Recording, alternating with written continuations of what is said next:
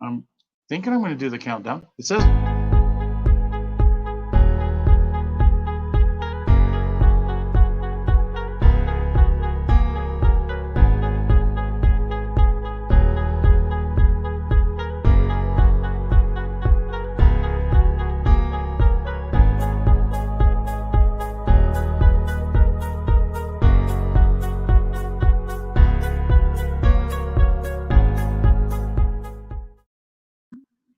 We're Well, there. we're here. Welcome to the porch. How's everybody doing today? My name is Michelle Moras, I'm Brian Swanson.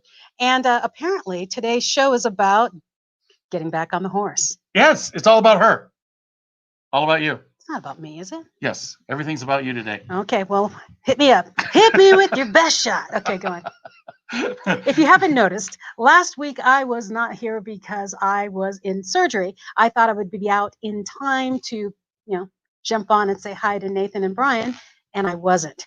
It became a far more intensive surgery than anticipated, and now I have lots of pretty holes in my shoulder.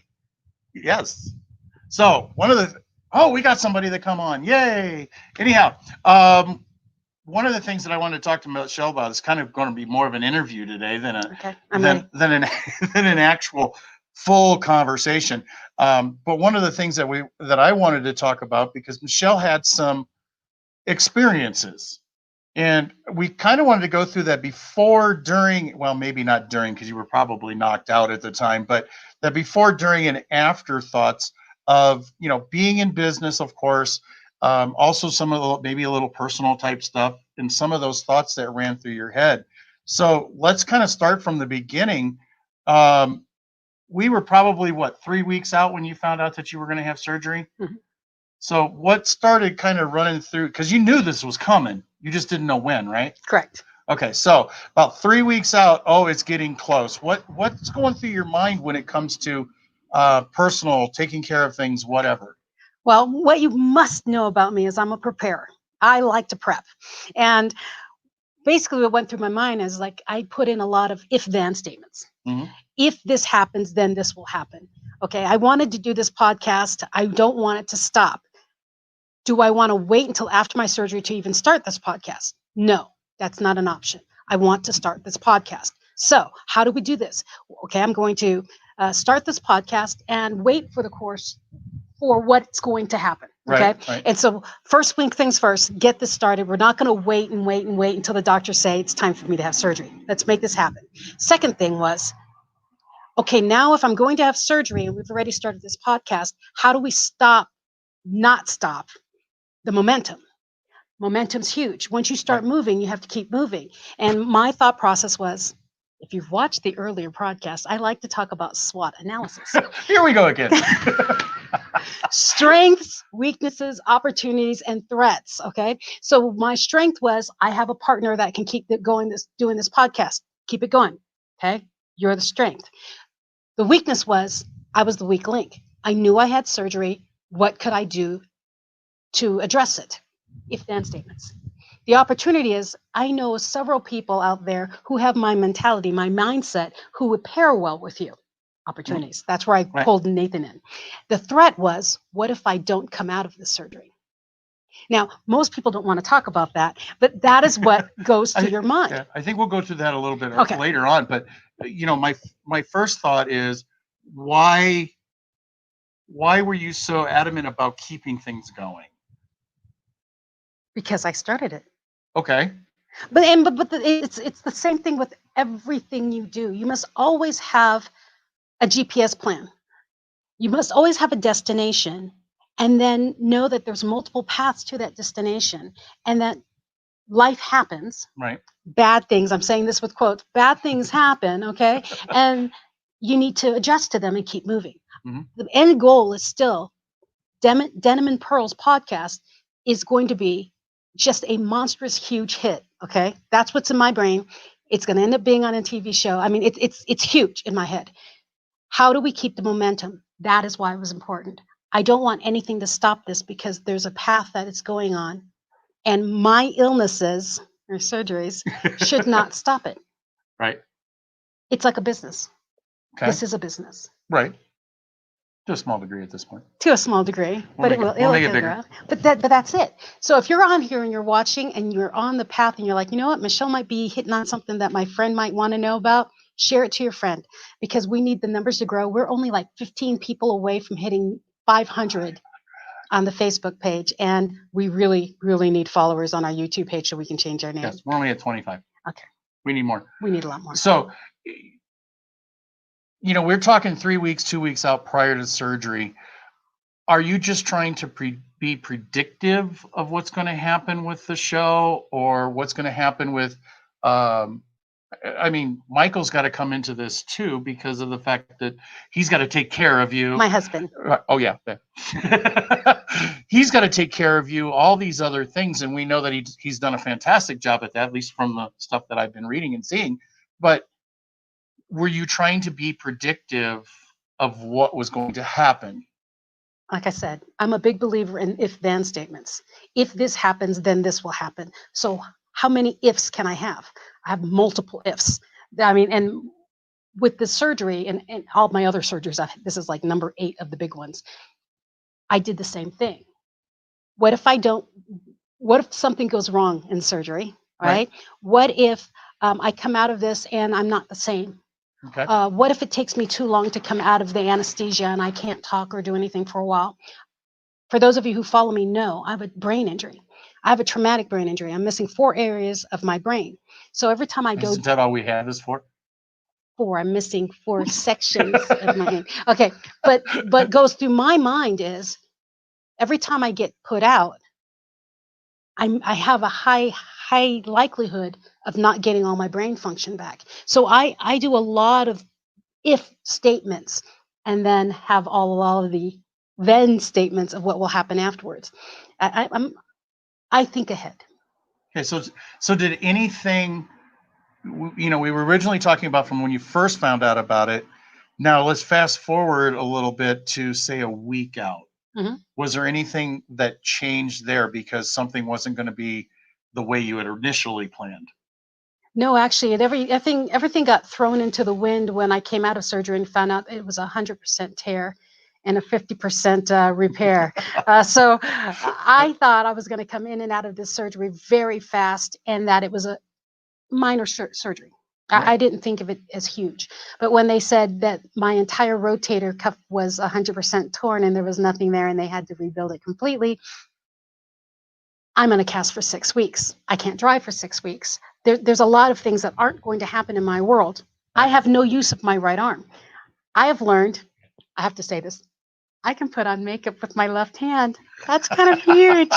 So well, sometimes it is the small things that make a difference. It's huge. And what I found through all my multiple surgeries is when something brings you down, I'm using air quotes again, when you go down, there's something else that enhances. So I've lost the use of my entire right arm. My left hand, my left arm has gotten very good at things that I didn't even realize it could do. Mm-hmm. So think about that in life and business is when one thing goes down, what improves or what opens a door, what happens in your world. So I see this is where I think you might want me to be going. I'm on pills, by the way, pain pills for this. But my thing is it's like in business. When you lose a part of your business or a functionality, you seek something that will fix it. Mm-hmm. So with this show, a week out, when I realized I'm really having difficulty feeling my arm already, I realized that there's got to be a way of getting another arm in this. So I sought people out to come on the show with you. I made sure that you had the StreamYard link and the ability to click on things and make things happen. So that kind of stuff. Does anyone have any questions? Because I think I might be rambling. No, you're not really. Okay. So we go through, we get to the day before surgery. Everything, all the ducks have lined up, or as ducks do not line up. And butterflies do not fly. That's what I was going to say. Nathan said butterflies flying in a line. No, here's the thing. Butterflies can fly in formation. Really? Mm-hmm. Okay, I'll have to look that one up. I didn't know. Well, they're not going to be like ducks where they're flying in a V, but they're pretty. What I'm saying is you don't want your butterflies, the nurse butterflies, or your ducks flying and running around in chaos. You need to know, okay, I have 10 ducks and they're randomly in this section. That's how I see them in my world. Because I don't try to control it all. I just need to know that aware that they are there and that they exist. So my thought is pre-planning is loose planning. It's just the opposite. So pre-planning is important. What about surprise occurrences? Well, there are surprise occurrences, but see, here's the thing. With all the if-then statements I do in my brain before anything else happens, I have found some semblance to whatever surprise happens. And so, although I may not have had that exact scenario planned, I have something close. Okay. So we can't really talk about what happened during. No, because I don't you, remember. You were like knocked out. I did find a video though. It's really interesting if you want to know about It it. shows you all the snips and snaps and all those other things. So during, Nathan and I were sitting here on the front porch. At least I was sitting on the front porch. Nathan was in Portland. So everything there, you let's say forgot about, Thank goodness. didn't know about. But then you come back into it, and you finally come out from underneath the anesthesia and all that kind of stuff. What's the first thought when it came to the show and moving on? What was your first thought? You're going to insult me. I know you are. No, my first thought was, what time is it? And then they said, she said, what time? And I said, oh, I missed the show. That's dedication. What is that? I don't know. It's What causes insanity. that? I woke up from, oh, I missed the show. And the nurse is like, what show? I have a podcast at noon. I missed it. I wanted to get on. She says, you do know you don't have a phone with you, right? In surgery. If I could have, I would have, dang it. So once you got out from underneath the anesthesia and you got home and you got relaxed a little bit more to what you could, considering the pain levels and stuff, we understand. What's your thought of, you've seen the podcast. What was your thought about all my ducks? Well, you said they won't come in line, but they're not in line, but they are in the same, well. they're in the pond that I was expecting them to be in. The other thing was, I wanted to watch the show, but I wasn't cognizant enough to watch it.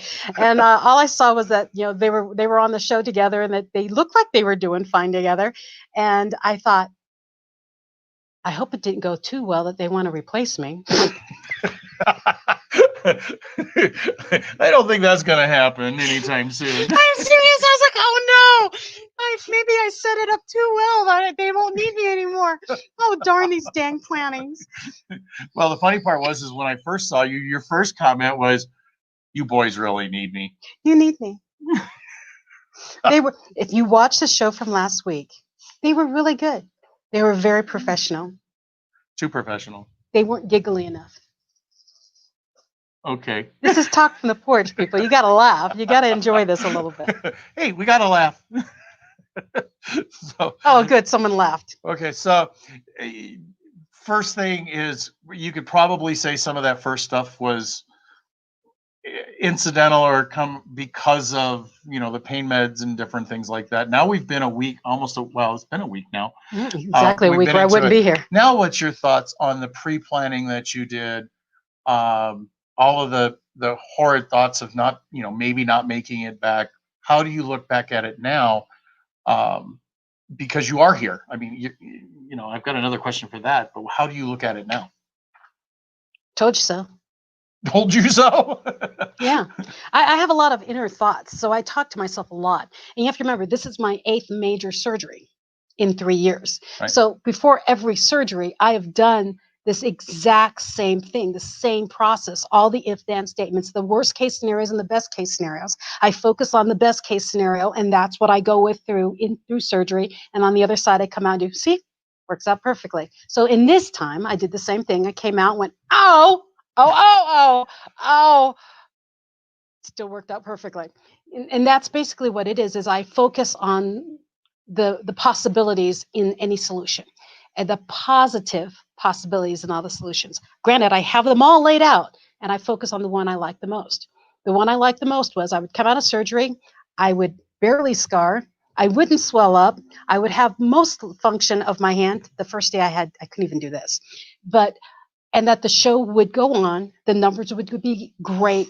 Nathan and Brian would hit it off just fine, so that if I ever have to go into another surgery, or if I'm gone, or if Brian's gone, we know that Nathan works really well with us, and that I have a substitute host for either one of us, if either one of us ever leave town or whatever. So in my world, everything worked out exactly the way I thought. Okay, so I don't know what this is, What? but married people are cute. We ain't married. Scott, we're not married. I thought that was kind of funny. Oh, but we are married to other people. Does that still make us cute? Married, just not to each other? Yeah. Awesome. so anyway, now if you take all of this and you take a week and a couple days and all, or 3 weeks, I mean, almost a month, this whole process has been, take it, wrap it up in a ball. What would your overall advice for anybody who may be going through something similar, or their business is going to run through something that is predictable, of course, 3 weeks out, those kind of different things? How would you wrap that all up in a nice little neat business ball and say, here's my advice? My advice is walk through your fear. Okay, well, that was easy. Ooh, I'm kind of a pro at this.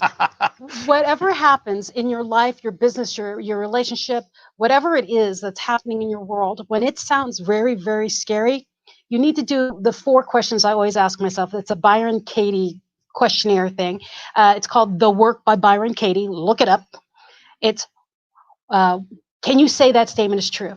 I'm going to die through this surgery. I'm going to die in this surgery. I'm never going to make it out. Can I say it's true? Yeah, I could say it's true. Can I always say it's true? Question number 2. Can I always say it's true? No, I've made it through 8 other surgeries, so no, I can't say that's true. The third question is, how do I feel when I feel like I'm that thought? So how do I feel when I think I'm going to die in surgery? I'm terrified. I don't like this. I don't want to do this. Okay, so number 4, who would you be without that thought? Who would you be without that thought that I'm going to die in surgery? I'd be a lot happier and more willing to go into surgery. Why would you think that thought? I do it for everything. So when people are going through bad times, business, life, relationships, whatever it is, ask yourself, are you doing that mental blanket? It always happens this way, or the bad things always happen to me. I never have anything good to me happen. When you do those blanket statements, your brain focuses on that negativity and it'll pull you down. That's why the work by Byron Katie is such an amazing process to go through, because it makes your brain realize, I'm overreacting. I'm dramatizing this. Stop. Well, you've been through this a lot more times than I have. I don't know if this is going to be necessarily a question, but more than a statement at this point. But you've been through this more times than I have. But I was at one point diagnosed with something back in 2000. I think it was 99, 2000. And I was scared to death just from the diagnosis. Now, I didn't have all the business training and the SWOT, and I didn't have all of this Neither stuff. did I. All I can remember is the fact that, oh, that's going to suck. What's going to happen with my family? Mm-hmm. Nothing else at that time mattered. Where am I going to be? How am I leaving my family? Those were the things that ran through my head. And then, of course, those, call them butterflies, call them nerves, call them, it's scared to death waiting on results of something that may or may not be there. Well, it turned out it was there. It was minor. It went through it. Now I sit back and I look at folks like you that have been through all of this stuff, and it's a journey, it's a story, it's something that you can talk about. I look at mine and I don't see that journey in that story, because all I remember is there's a possibility, it's gone, let's move on with life. Okay, good. That's So, perfect. well, it is perfect, but I don't have a story to tell. Yes, you do. We'll work on that. But I think it's true with everything, though. And that's And- that's the way I look at it. Well, and see, that's why I work with my coaching clients for. Is every obstacle you've gone through, I don't care if it's a smooth move or if it wasn't, okay? 1, it's a story. 2, it's a lesson. And you're always learning a lesson from anything you're going through, okay? Mark that. What you need to do is you reflect on what went through your process, your mind process. So when you heard you had a diagnosis, when I found out I had breast cancer, I went, holy crap, I'm going to die. I was close to that, but not Yeah. quite. Oh my God, I'm going to die. And then I went, can I say that's true? Oh yeah, I can say that's true. Can I always say that's true? Well, no, because I know a lot of people who have survived breast cancer. Right. Oh, okay, so then there's hope. Well, how do I feel when I think I'm going to die? Well, I'm freaking terrified. It petrifies me. I can't move. I want to hide in a ball and sit in the dark and cry. Well, who would you be if you didn't think that? I would live my life as much and as strongly as I could, as long as I had. That was my answer. Right. So in your situation, you think there's no story, but you learned a lot about yourself in that time period. That's why you went into insurance, because you wanted to protect yourself and anyone else in the world that you ever meet that doesn't have protection for their family. So if anything major like this ever happens, you know that everyone who crossed your path, you've offered them a way to protect their family. I've said many, many times, every time I was told I may die, my first thought wasn't, I wonder what my ROI is. My first thought was, does my family know I love them? Do the people who in my world know I care? Right. And have I given back enough? And that's why you went into insurance. Right. That's your story. That is actually is part of my story for that. Thank you very much. Bravo, golf clap. So, one of the things that I've always looked at is some people say they cannot have success without going to the bottom of the barrel. Why would you want to go to the bottom? Well, I don't know. If you listen to every story out there about all these successful people, for the most part, you hear the fact that you had to seriously fail. You had to be at the bottom of the heap. In this case, with what we're talking about, at the bottom of the emotional heap, to grab that motivation in order to succeed. What would you say to that? No. What? No. That's not what they say. I don't care. Okay, so here's my thing. That is why I share the stories I share, so that you don't have to get to the bottom. You don't have to hit rock bottom to realize that you are worthy and that you should be living your best life and that you should be seeking out your dreams. It took a freaking literal car to knock me out for me to realize that I wasn't living my dream. It took cancer to remind me that you're still not living your dream. So I share my story not to say you will never succeed unless you hit bottom. No, I share my story. We share our story to say, don't hit bottom. Don't bother going to the bottom to hit. Listen to our story, learn from the pain from us, start where you are and shoot up from here. I'm basically people who share those kind of stories who don't believe you have to hit rock bottom to do it. I believe I'm a platform. Use me as a launch point. Say, okay, Michelle went through hell. I ain't going through hell. I'm just going to hit from where she is now, where I've met her in my world, and I will platform off from here. So some of those things we can probably use that same scenario for mistakes. Yes. We've made mistakes in our lives. We can learn from others. Yes, learn from mistakes. Which I could take that a whole different direction with a whole lot of other things. But that's life. I always miss the fact that stories aren't told as much as they should be. We should be listening to stories from our elders, from our families, from people on the street, wherever. Hear stories, because if you can hear why someone is where they are or why they got to where they are, you can grow and become the better version of you. Yeah. Wow. Be the best version. That's deep. I thought so. So now what are we going to talk about? Well, I'm just thinking I'm doing really well for someone on medication. You should see me when I'm on full power. That's legal medication at this point, right? Oh, yeah. No, of course. I have rotator cuff surgery. Well, we are in Colorado. I just double checking is all. Okay, be sure to like and subscribe to our Denim and Pearl page. Please share this video while it's live, because I'd love to hear what people have to say and we can answer their questions. I'm on a roll. I'd like to talk. I'd like to talk to all of you. Oh, we have messages? Janelle said something way back in the back about happy to see that you're smiling. I am smiling. I'm just happy to be up and out of my house. Somewhere else. Yeah. Yeah. I just need sun. I'm like a plant. I need sun. Not a mushroom. No, I'm not an issue. So, what are your plans now? Which direction are you heading? Which direction are we heading? What's the plan? Because you got a little bit of a newfound motivation, I guess, or kicked in the. Nah, this is nothing. Oh yeah. Yeah, this is nothing. So the plan is I will heal. I will still do these live broadcasts on Fridays with you because the momentum will keep it going. Yes. But I've backed out from my entire business because I am healing. So I've taken a whole week of preparing and So your secretary sleeping. has cleared your schedule for the next couple My of weeks? secretary, yes, my VA has cleared my schedule forever for the next 6 weeks, really, while I heal, because this really is a lot. It's quite painful. It's quite painful.